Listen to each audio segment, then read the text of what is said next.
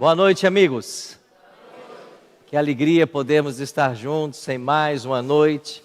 Você que nos assiste agora pela TV Novo Tempo aqui em Portugal, você que nos assiste pelo nosso canal no YouTube, seja muito bem-vindo a mais uma noite especial desse programa Eventos Finais na História da Humanidade. E o nosso boa noite carinhoso para você que veio para a Igreja Adventista Central do Porto para presencialmente participar de mais uma noite de estudo da Palavra de Deus. Enquanto Ele não vem, ficamos esperando.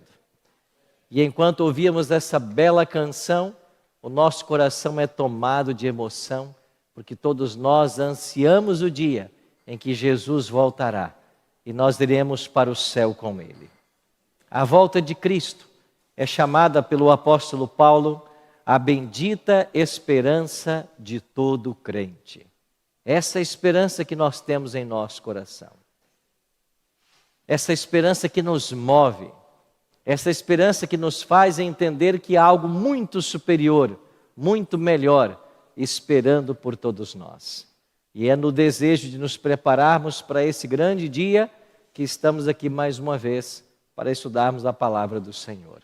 E você é muito bem-vindo.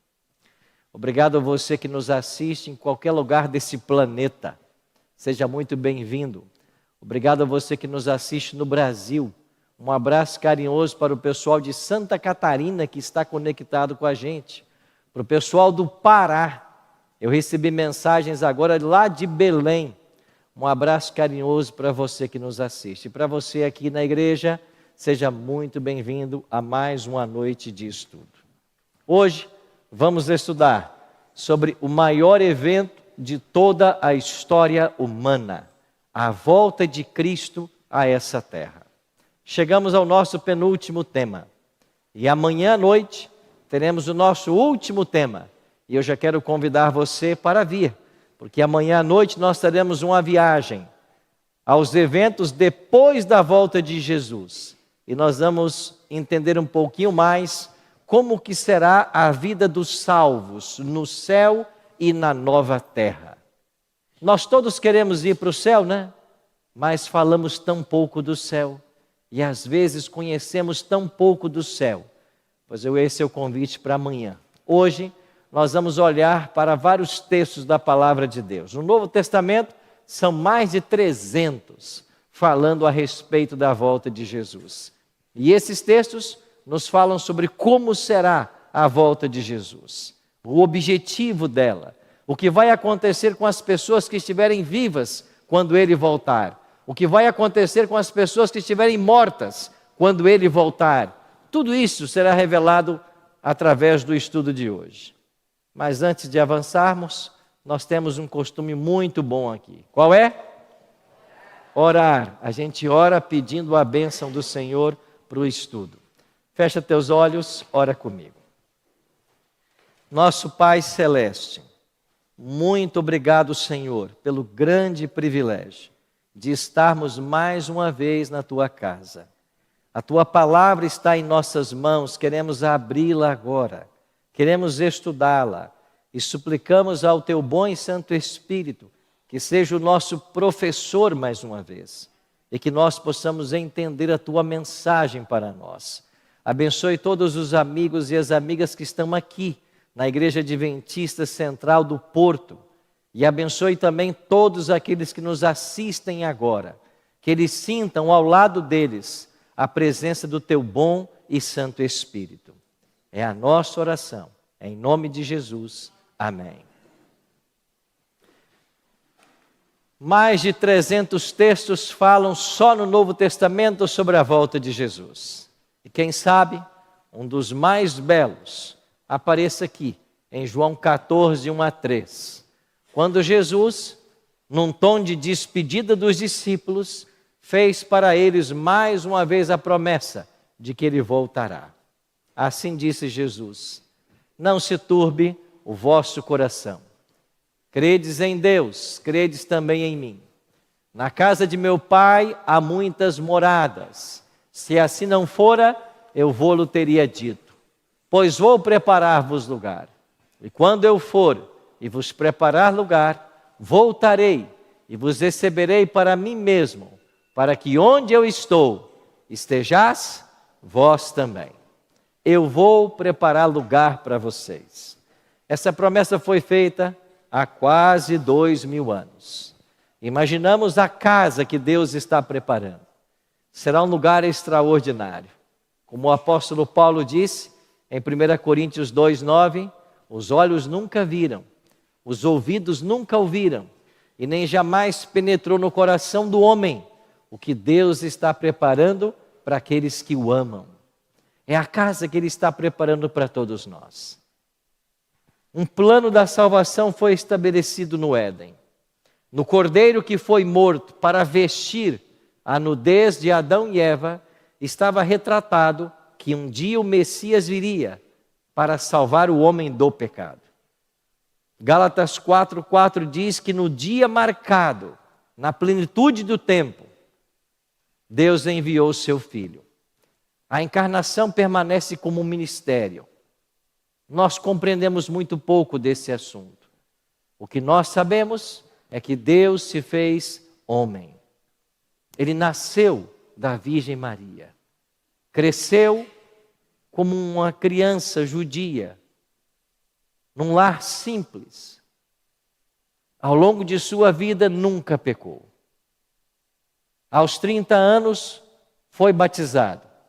Por 3 anos e meio, pregou o Evangelho junto com os discípulos. Na data marcada na profecia, morreu na cruz. Ressuscitou ao 3º dia. E no momento que ele está para subir aos céus, definitivamente, 2 anjos aparecem e também confortam o coração dos discípulos. Varões galileus, por que estáis olhando para as alturas? Esse mesmo Jesus que dentre vós foi assunto ao céu, assim virá do modo como viste subir. Os anjos também prometeram, ele vai voltar. Tudo o que foi prometido a respeito de Cristo aconteceu. Falta-nos agora o clímax do grande plano da salvação. Ele voltar em glória e majestade. E ele vai voltar porque ele cumprirá sua promessa, como nunca falhou.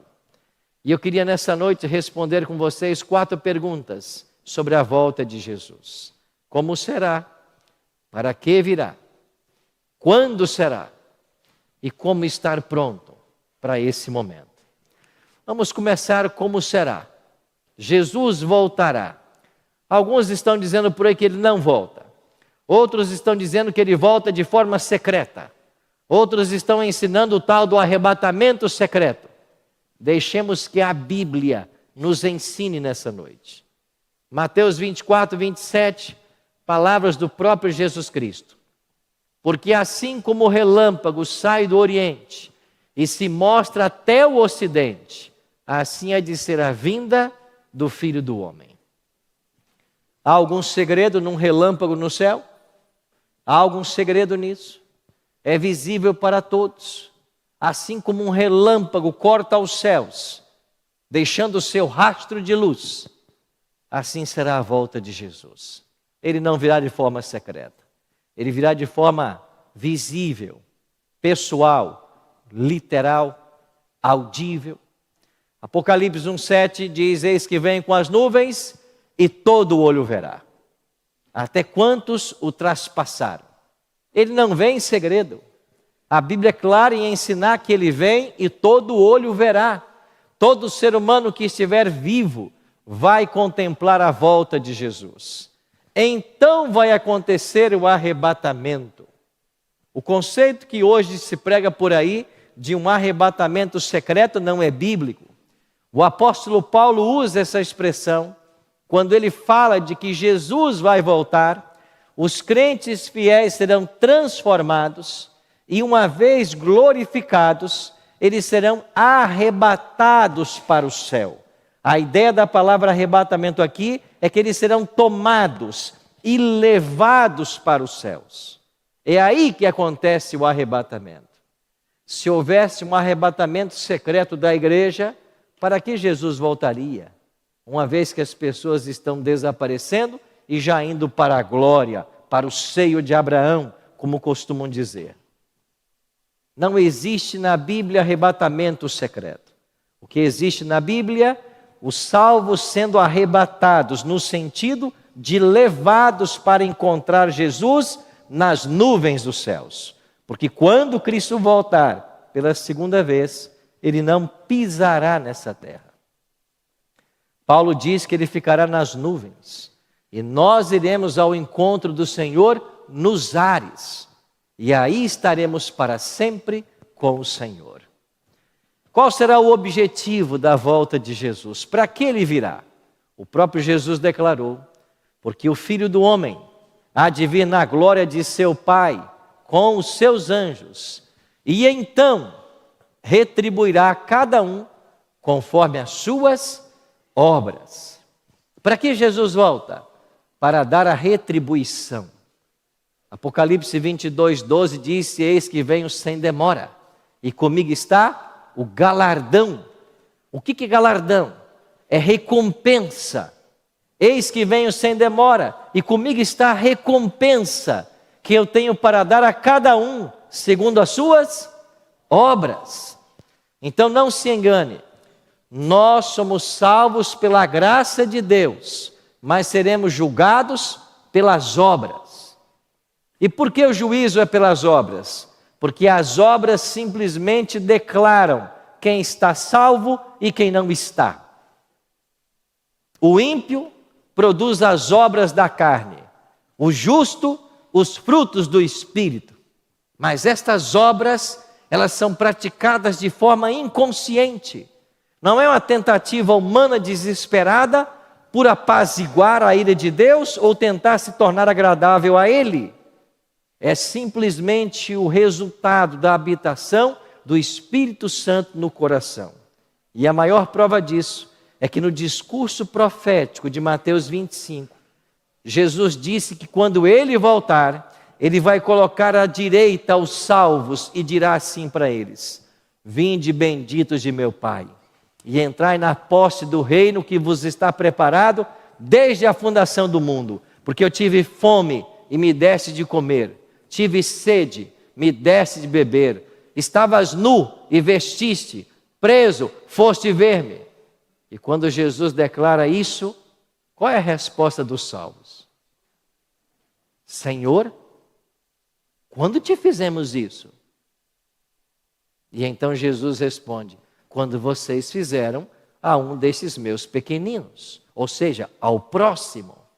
Mas você percebe que eles não têm noção de que eles fizeram? Eles fizeram, mas eles não perceberam que fizeram. Eles não tinham noção de que haviam praticado isso. Por quê? Porque nós não somos salvos pelas obras. Nós somos salvos pela graça. Mas a graça, quando opera, ela produz os frutos do Espírito. E é natural a produção desses frutos. Porque Jesus passa a controlar os desejos e a vontade daquele que se entregou. Por isso somos salvos pela graça, mas seremos julgados pelas obras. Agora, uma verdade que esses dois textos nos apresentam: Jesus volta para dar o galardão. Isso quer dizer que ninguém, quando morre, vai para o céu. Ninguém recebe o galardão, a recompensa, na morte. A não ser, é claro, as exceções que a própria Bíblia apresenta. E a Bíblia nos dá por nome 3 exceções: Moisés, Elias e Enoque. Estas são as únicas exceções mencionadas por nome na Bíblia de pessoas que já estão desfrutando da eternidade. Todos os demais mortos estão no pó da terra. Adão, no pó da terra. Abel, no pó da terra. Paulo, Pedro, Tiago, no pó da terra. Maria, no pó da terra. Todos estão esperando a volta do Senhor. Quando Ele voltar, eles receberão a recompensa. Ninguém foi para o céu. A ideia de que alguém está no céu, a ideia de que existem pessoas que intercedam por nós, a ideia de que existem santos que podem nos socorrer, ela não é bíblica. Ela não se sustenta à luz da palavra. A Bíblia ensina que a recompensa só será dada quando Jesus voltar. Só aí. Hoje eu tive a alegria de visitar uma cidade universitária que vocês têm aqui em Portugal, uma das mais antigas universidades do mundo. Como chama a cidade? E que ano foi fundada a universidade? 1290. E foi maravilhoso conhecer ali o querido professor Paulo, que fez um turismo conosco pela universidade, fundada no século XIII. História extraordinária. Mas parte da nossa visita foi ir ao pátio da Inquisição, em Coimbra. E no pátio da Inquisição, entrar dentro das celas onde as pessoas eram torturadas e executadas pelo Tribunal do Santo Ofício. Estes santos que lá morreram, muitos deles por amor ao Evangelho, eles estão aguardando a volta do Senhor para receber a sua recompensa. E enquanto eu andava por dentro daquelas celas, aquelas paredes grossas, antigas, parece que os nossos ouvidos conseguiam ouvir os gritos, o clamor. E enquanto eu caminhava naquelas celas, eu me lembrava da abertura do 5º selo do Apocalipse. Porque quando o Cordeiro abre o 5º selo, João vê as almas debaixo do altar, e estas almas debaixo do altar estão clamando e dizendo: até quando, justo e soberano Senhor, não vingas e nem julgas o nosso sangue? Até quando? E João continua: foi dado a cada um desses mártires uma veste branca, e dito a eles que aguardassem até que o número dos seus conservos fosse completado. Na hora certa, vocês terão uma recompensa. É claro que essas almas debaixo do altar não é esse conceito esotérico, filosófico dos dias atuais. É simplesmente uma representação para falar das pessoas que perderam suas vidas por amor ao Evangelho e que o seu depósito está guardado. E no dia do ajuste de conta, Deus ressuscitará esses homens e mulheres que morreram aqui em Portugal, aqui em Coimbra, mais de 11.000. A sua grande maioria, porque queriam viver as verdades ensinadas nesse livro e não concordavam com as heresias ensinadas pelo papado. Eles estão aguardando também a recompensa. Como também o apóstolo Paulo, que na sua carta de despedida declarou a Timóteo: desde agora a coroa da justiça me está guardada. Eu combati o bom combate, eu completei a carreira, eu guardei a fé. A coroa da justiça me está guardada, a qual o Senhor, reto juiz, me dará quando? Naquele dia, diz Paulo. Não quando ele morre, naquele dia, no dia em que ele voltar em glória e majestade. Paulo será ressuscitado e junto com todos os mártires e fiéis da história, eles se levantarão das sepulturas para receber o dom da vida eterna. Eu quero participar disso. E você? Eu quero ficar vivo para ver. E você? Ou quer morrer? A gente quer ficar vivo para ver. E se morrermos? Não importa. A gente espera a primeira ressurreição. A recompensa só será dada na volta de Jesus. Não se engane com essas histórias fantasiosas que pregam por aí, que as pessoas quando morrem vão para o céu ou vão para o inferno. Nada disso. Quem morreu, morto está, até que Jesus volte. É isso que a palavra de Deus ensina. Então todos os salvos de todas as eras ressuscitarão. Agora tem uma parte desse estudo que eu gosto muito. Quais serão as consequências da volta de Jesus? Consequências para os salvos, consequência para os perdidos. Consequência para quem está vivo, consequência para quem está morto. Vamos começar com os justos que estão vivos. Paulo diz assim: eis que vos digo um mistério, nem todos dormiremos. O que significa dormir nesse texto? Morrer. Porque na Bíblia a morte é um sono, um estado de inconsciência. Nem todos morreremos, mas transformados seremos todos, num momento, num abrir e fechar de olhos, ao ressoar da última trombeta. A trombeta soará e os mortos ressuscitarão incorruptíveis. Aí Paulo diz assim: e nós seremos transformados. Porque é necessário que esse corpo corruptível se revista da incorruptibilidade e que o corpo mortal se revista da imortalidade. No momento, num abrir e fechar de olhos, seremos transformados. Desaparecerão todos os vestígios do pecado, todas as consequências do pecado.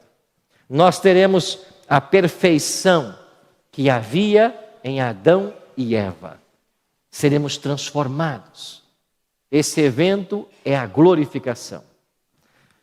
O que vai acontecer então após a glorificação dos salvos que estiverem vivos? Vamos então agora para a próxima categoria: os justos que estão mortos.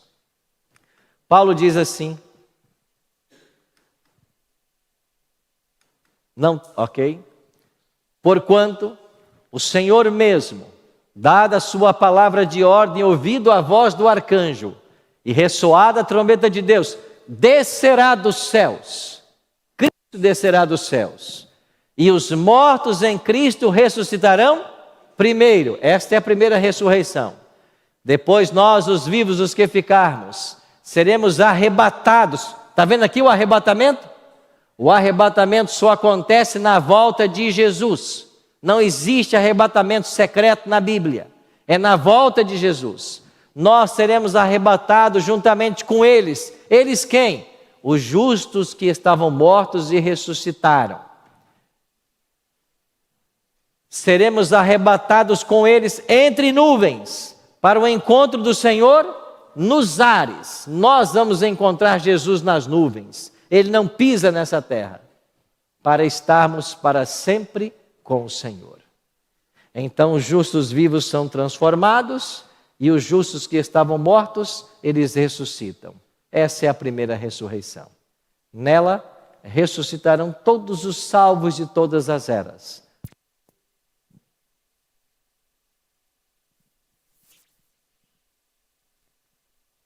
Descer com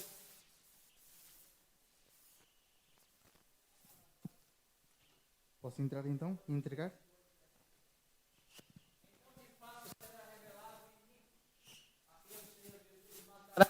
sopro da sua boca e o destruirá pela manifestação da sua vinda.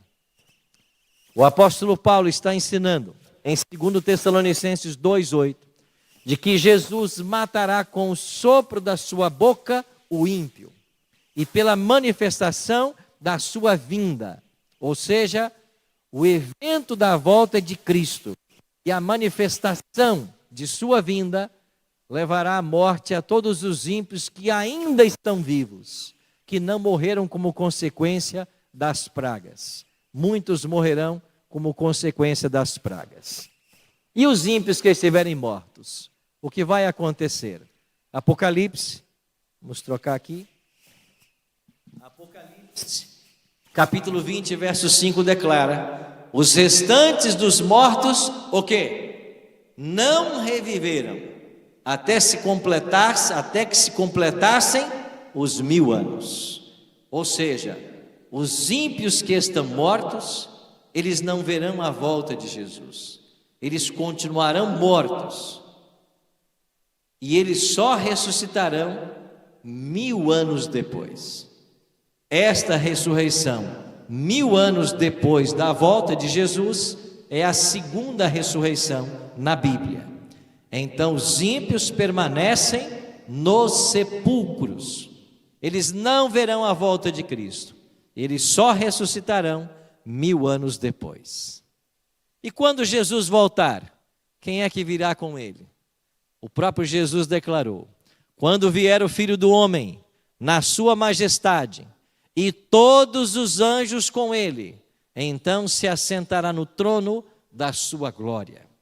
Você já tinha percebido nesse texto essa verdade bíblica? Jesus voltará e com ele todos os anjos. Todos os anjos dos céus virão com Jesus em sua vinda. Por quê? Porque eles terão um objetivo muito especial. E qual será a missão dos anjos na volta de Jesus? Eles terão a missão de reunir as famílias separadas pela morte. Os anjos irão pelos 4 cantos da terra, unindo pai a filhos, filhos a pais, esposos a esposas, irmãos a irmãos. Os anjos sairão reunindo os salvos em família. É por isso que em Apocalipse capítulo 8, verso 1, é ensinado que quando o Cordeiro abre o 7º selo, há silêncio no céu por meia hora. Por que o céu está em silêncio? Porque não existem anjos nesse momento lá. A meia hora de silêncio da abertura do 7º selo é porque o céu está vazio. E por que o céu está vazio? Porque todos os anjos saíram com Jesus em missão. E qual é a missão deles? Vir à terra, reunir os salvos em família. E é nesse momento que os anjos se revelarão para nós. Eu sou o seu anjo da guarda, dirão os anjos. Você deu trabalho, né? Mas que bom que tudo está bem agora. A graça de Deus foi misericordiosa com você. Depois eu te conto tudo, mas deu trabalho. Mas que bom que você está aqui, você está pronto. Vamos nos encontrar com os queridos. E Ele então vai levar você até as pessoas que você ama e a morte levou. O céu vai ficar em silêncio por cerca de meia hora. Em profecia, meia hora, mais ou menos uma semana. Esse é o tempo que Jesus vai gastar para nos buscar e nos levar para os céus. Faremos uma viagem de uma semana até a Nova Jerusalém. E nós vamos subir em famílias. Os anjos terão essa missão. Pastor, quando é que vai acontecer tudo isso? Quem sabe essa é a pergunta que eu mais ouço em meu ministério. Pastor, quando Jesus volta? Alguns acham que a gente sabe algum segredo, né? A gente não sabe. O próprio Jesus declarou: mas a respeito daquele dia e hora ninguém sabe, nem os anjos dos céus, nem o Filho, senão o Pai. Aquele dia e hora, somente o Pai sabe. Mas ainda que nós não saibamos o dia e nem a hora, Deus deixou para nós na história todos os eventos proféticos que anunciariam que o seu dia estaria perto. Nós não sabemos o dia nem a hora, mas os eventos históricos e proféticos nos advertem de que Jesus está à porta. E como nós podemos nos preparar? Jesus declarou: vigiai, pois, a todo tempo, orando, para que possais escapar de todas essas coisas que têm de suceder e estar em pé na presença do Filho do Homem. O que nós precisamos fazer? Vigiar e orar. Por quê? Porque nós temos apenas 2 destinos: salvação ou perdição. Quando Jesus voltar, haverá apenas dois grupos. Aqueles que, de acordo com Apocalipse 6, 15 a 17, vão fugir, vão se esconder e vão dizer aos montes e aos rochedos: caiam sobre nós e esconda-nos da face daquele que se assenta no trono e da ira do Cordeiro. Porque chegou o grande dia da ira deles, e quem é que pode suster-se? Os ímpios vão fugir em desespero. Por outro lado, as pessoas que se prepararam, os salvos, abrirão seus braços e dirão o que está escrito em Isaías 25, 8 e 9. Eis que este é o nosso Deus em quem esperávamos. Na sua salvação alegraremos e exultaremos. Em qual lado você quer estar? Salvo ou perdido? Todos nós queremos a salvação. Para isso, precisamos nos colocar nas mãos do Senhor e aguardá-lo. Como cantou o quarteto, há pouco. Talvez um dia ou dois depois de amanhã. O que importa saber é que ele volta. E vem para buscar os que já são seus. Quando eu me batizei na igreja adventista, eu tinha 14 anos de idade. 13 para 14 anos de idade. E eu tinha um desejo muito grande no meu coração de ver os meus familiares abraçando a mesma esperança que eu havia abraçado. Por 4 anos eu fiquei sozinho na igreja. A minha família não teve interesse no evangelho nesse período. E nesses 4 anos eu sempre orei por eles e busquei dar o meu testemunho. E se havia alguém que eu queria ver na igreja, esperando a volta do Senhor, era minha mãe. Aí está minha família. Não dá para ver direito aqui a luz. Somos 9 filhos.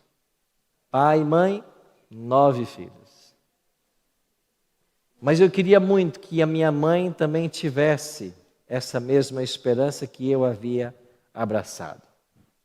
Mas eu ficava pensando, como que minha mãe, na idade que ela está, vai entender as coisas que eu estou entendendo da Bíblia?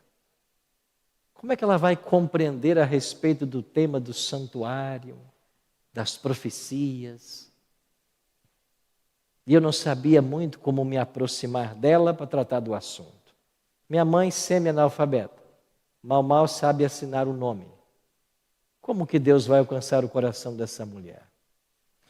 Mas eu me lembro que nessa ocasião eu comecei a estudar o ensino médio, que chamamos no Brasil, os últimos 3 anos, E eu estudava à noite numa escola pública. E quando eu chegava em casa todos os dias, por volta de 11, 11h30 da noite, lá estava minha mãe acordada, sentada numa cadeira me esperando. Eu dizia: mãe, não me espere, porque eu vou chegar todos os dias, nos próximos 3 anos, nessa hora. Mas adianta, mãe é teimosa, E a mãe não ia dormir. E eu chegava na outra noite, 11 da noite, lá estava minha mãe sentada na cadeira.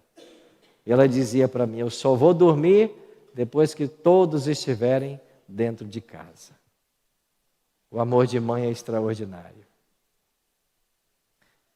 E depois que as luzes se apagavam e todos dormiam, eu entrava no quarto de minha mãe, na ponta dos pés, me ajoelhava aos pés de sua cama e dizia para Deus: Senhor, alcança o coração dessa mulher. Faz alguma coisa por ela.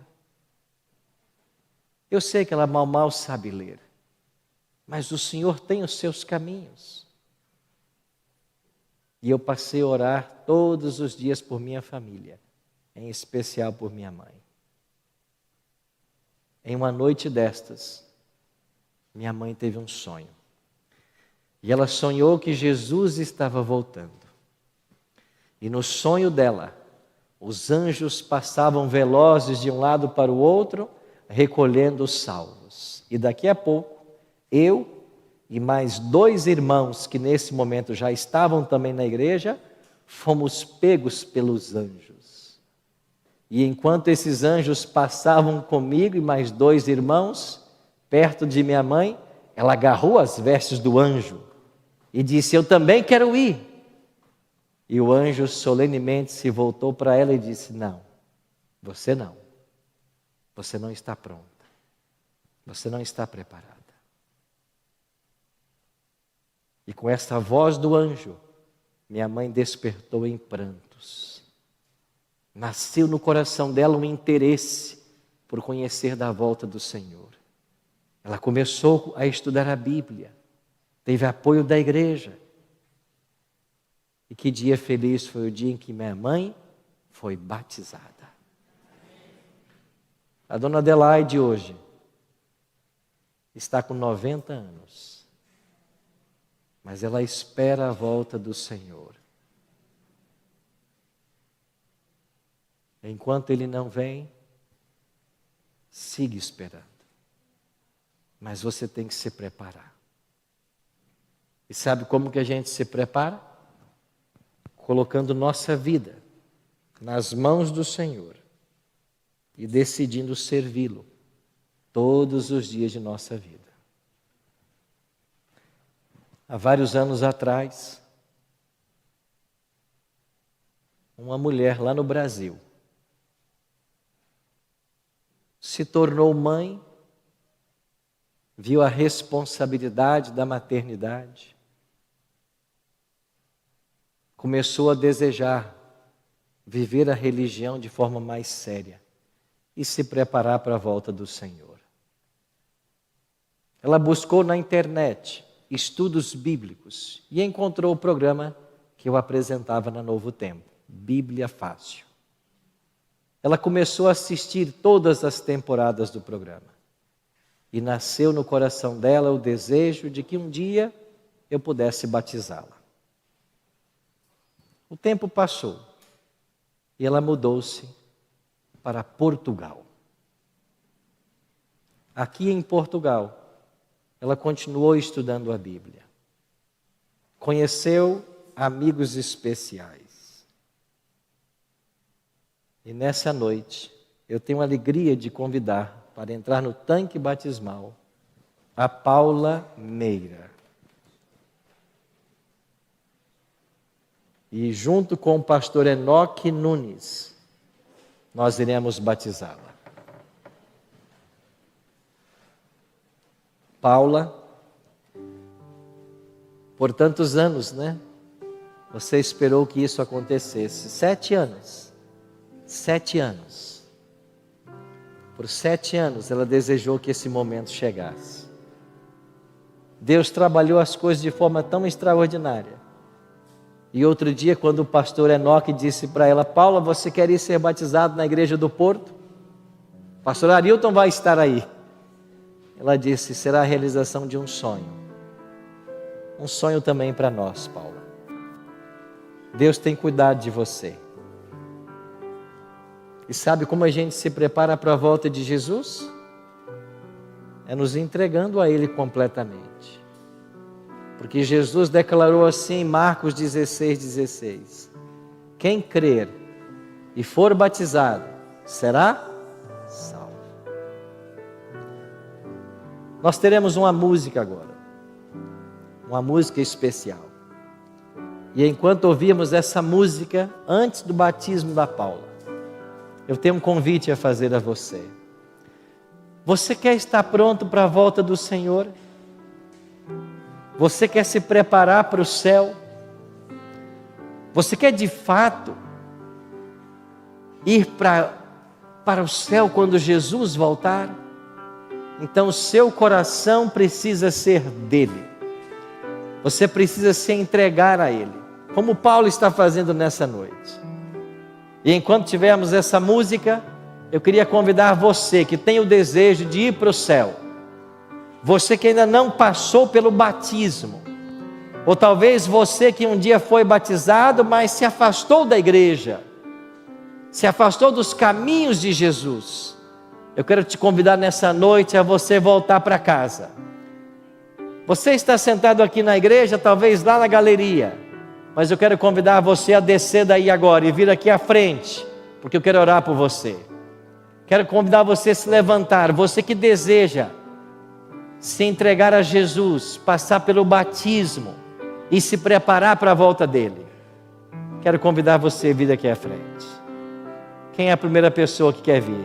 Venha, meu querido, venha. Enquanto ouvimos essa música, você pode vir. Desce lá da galeria, se levante e vem aqui perto de mim. Tome agora a sua decisão de se entregar ao Senhor Jesus, de se preparar para o santo batismo. Deus seja louvado por você. Enquanto ouvimos a música, é o tempo de você vir. Pode vir.